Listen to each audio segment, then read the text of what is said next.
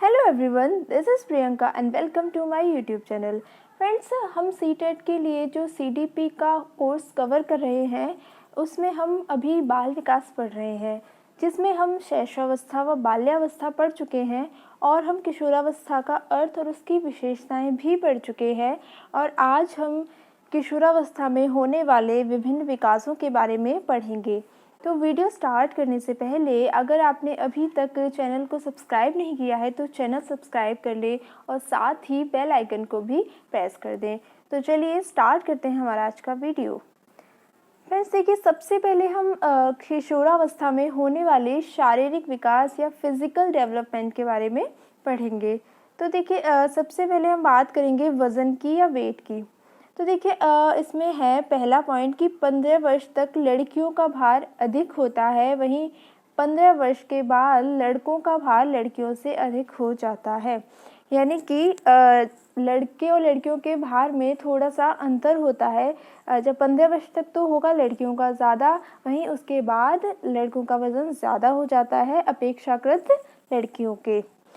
अब हम बात करते हैं लंबाई की। तो देखिए, किशोरावस्था में जो लंबाई होती है वो तेज़ी से बढ़ती है अपेक्षाकृत बाल्यावस्था के। बाल्यावस्था में लंबाई में थोड़ी स्थिरता आ जाती है, लंबाई की जो गति होती है वो धीमी हो जाती है। लेकिन जैसे ही किशोरावस्था आती है, जो लंबाई होती है वो तेज़ी से बढ़ने लग जाती है। 11 से 14 वर्ष की अगर हम बात करें तो जो लड़कियों की लंबाई है वो लड़कों की तुलना में अधिक बढ़ती है। और उत्तर किशोरावस्था में, यानी कि 15 से 18 वर्ष हम जिसे कह सकते हैं, उस अवस्था में लड़कों की लंबाई तेज़ी से बढ़ती है। अगर हम हड्डियों की बात करें तो इस अवस्था तक आते आते जो अस्थिकरण की प्रक्रिया है वो पूरी हो जाती है और हड्डियाँ जोड़ जोड़कर 206 हो जाती हैं। शैशवावस्था में हड्डियाँ थी 270 और किशोरावस्था तक आते आते इनकी संख्या 206 हो जाती है। चलिए आगे बढ़ते हैं, बात कर लेते हैं दांतों की। तो देखिए, किशोरावस्था में बच्चों के जो दांत होते हैं वो 28 स्थायी दांत हो जाते हैं। 4 प्रज्ञादंत या जिन्हें अक्ल दाढ़ भी कहते हैं, इस अवस्था के अंत तक यानी कि 18 या 19 वर्ष में निकलने लग जाते हैं। अगर हम बात करें सिर व मस्तिष्क की, तो जो सिर व जो किशोरों का मस्तिष्क होता है वो बड़ों के समान लगभग पूर्ण विकसित हो जाता है और जो मस्तिष्क का भार है वो हो जाता है 1400 ग्राम, यानी कि 1400 ग्राम हो जाता है। ये बात आपको ध्यान में रखनी है। ये पूछा जाता है कि किशोरावस्था तक के अंत तक या किशोरावस्था में मस्तिष्क का भार कितना हो जाता है। अब बात कर लेते हैं हम आवाज़ की। तो देखिए, लड़कों की जो आवाज़ है वो कठोर हो जाती है, जबकि लड़कियों की आवाज़ मधुर हो जाती है किशोरावस्था में। आगे बढ़ते हैं, ये तो थी शारीरिक विकास की बात। अब हम करेंगे किशोरावस्था में होने वाले मानसिक विकास की बात। तो देखिए, मानसिक विकास में सबसे पहले हम बात करेंगे स्मृति की। तो इस अवस्था में जो स्मृति है उसका तीव्र विकास होता है, यानी कि जो हमारी किशोरों की मेमोरी होती है, अगर हम देखें तो इस अवस्था में बहुत ही तेज़ी से उसका विकास होता है। वहीं हम बात करें कल्पना शक्ति की, तो इस अवस्था में जो कल्पना शक्ति है वो बहुत अधिक बढ़ जाती है। हम ये पहले भी जब हम विशेषताएं डिस्कस कर रहे थे तो हमने वहाँ पर पढ़ा था कि किशोर जो होते हैं वो दिवा स्वप्नों में खोए रहते हैं, यानी कि कल्पनाओं में हमेशा खोए रहते हैं। इसके अलावा किशोरावस्था में अवधान की क्षमता, यानी कि किसी चीज़ पर ध्यान लगाने की क्षमता बढ़ जाती है। तर्क करने की, निर्णय शक्ति और ये सारी चीज़ों में वृद्धि होती है। इसके अलावा उनकी जो रुचियाँ होती हैं उनका विकास भी किशोरावस्था में होता है।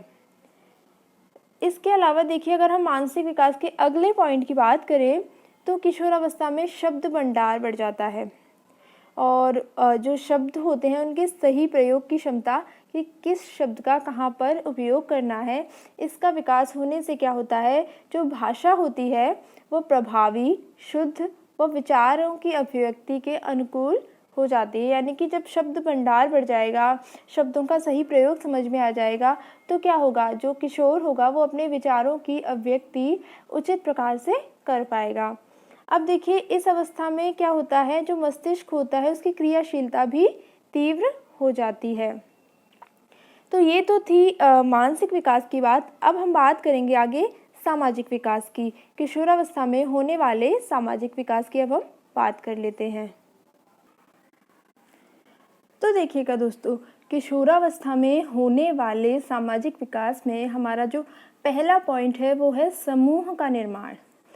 देखिए, जो किशोर होते हैं वो इस अवस्था में क्या करते हैं, अपने साथियों के साथ, अपने मित्रों के साथ समूह बनाते हैं। और ये समूह वो किस लिए बनाते हैं, भ्रमण करने के लिए, यानी कि घूमने फिरने के लिए, आनंद के लिए, मनोरंजन के लिए, इन सारी क्रियाओं के लिए वो समूह का निर्माण करते हैं। और इसके अलावा वो इस अवस्था में इस समूह के एक सक्रिय सदस्य बन जाते हैं। अब देखिए, सामाजिक विकास में हमारा जो दूसरा पॉइंट है वो है गुणों का विकास। देखिए, जिस समूह में वो रहेंगे तो उस समूह से वो कुछ गुण भी सीखते हैं। देखिए, जैसे कि किशोरों में नेतृत्व की क्षमता, जैसे कोई भी ग्रुप होता है उसका एक लीडर भी होता है, इस तरीके से उसमें नेतृत्व क्षमता का विकास होता है। इसके अतिरिक्त सहयोग की भावना, सद्भावना, ये सारे जो गुण हैं वो एक किशोर समूह में रहकर ही सीखता है। अब सामाजिक विकास में हमारा जो तीसरा पॉइंट है वो है दबाव और संघर्ष। देखिए, किशोरावस्था में क्या होता है, जो बालक होते हैं और उनके जो पेरेंट्स होते हैं उनके बीच बहुत ज़्यादा मतभेद और संघर्ष रहते हैं, क्योंकि जो माता पिता होते हैं वो उनके साथ उपदेशात्मक व्यवहार करते हैं, यानी कि उनको उपदेश देते हैं और उन्हें कि ऐसा मत करो, तुम ये कर रहे हो, क्यों कर रहे हो, इस तरीके का, मतलब क्योंकि माता पिता उन्हें अभी भी बालक समझते हैं तो वो उनके साथ बालकों जैसा व्यवहार करते हैं और उनको इस तरीके के निर्देश देते हैं कि नैतिक आचरण अपनाइए, आदर्शों को अपनाइए। जिससे क्या होता है, जो किशोर होते हैं वो दबाव में आ जाते हैं, एक तरीके का उन पर प्रेशर बन जाता है पेरेंट्स का, और हो सकता है उनमें उनकी बातों में समानता ना हो, उनके अपने पेरेंट्स से मतभेद हो, इसलिए उनके बीच संघर्ष भी व्याप्त रहता है इस अवस्था में। अगर हम बात करें चौथे पॉइंट की सामाजिक विकास में, तो वो है भावी जीवन की चिंता। तो देखिए, किशोरावस्था में क्या होता है कि जो किशोर होते हैं वो अपने भावी जीवन को लेकर काफ़ी चिंतित रहते हैं, जैसे कि अपने करियर को लेकर, काफ़ी धनार्जन को लेकर, यानी कि पैसे कमाने के तरीके, इसके अलावा कई बार अपने एग्ज़ाम्स को लेकर, कई बार रिजल्ट्स को लेकर, कई बार अपने पारिवारिक जीवन को लेकर, इस तरीके की जो चीज़ें होती हैं वो हमेशा उनमें चिंता बनाए रखती है, यानी कि इन सारी बातों से वो हमेशा चिंतित रहते हैं। इसके अलावा पांचवा पॉइंट है हमारा समूह भक्ति, यानी कि जो किशोर रहेंगे वो अपने समूह को या अपने जो ग्रुप है, उनका फ्रेंड सर्कल है, उसके प्रति उनमें बहुत ही ज़्यादा, समूह के प्रति बहुत ही ज़्यादा निष्ठा रहती है, बहुत ही ज़्यादा भक्ति भाव रहता है। तो ये बात थी सामाजिक विकास की। आई होप आपको समझ में आ गई होगी ये सारी बातें। फ्रेंड्स, अगर आपको वीडियो पसंद आ रहा है तो वीडियो को लाइक ज़रूर कर दें और इसके अलावा अपने फ्रेंड्स के साथ भी शेयर कर दें। अब हम आगे बात कर लेते हैं किशोरावस्था में होने वाले संवेगात्मक विकास की।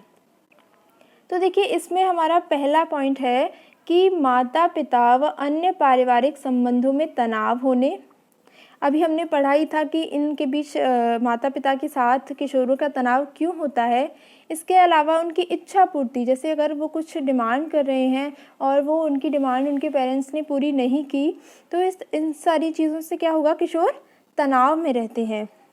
इसके अलावा किशोर में संवेगों की प्रबलता होने एवं इन पर नियंत्रण नहीं रह पाता, यानी कि क्या होगा, जो संवेग होते हैं वो इस अवस्था में बहुत ज़्यादा प्रबल हो जाते हैं, संवेगों के ऊपर किशोरों का नियंत्रण नहीं होता, जिससे क्या होता है, संवेगात्मक अस्थिरता पैदा हो जाती है।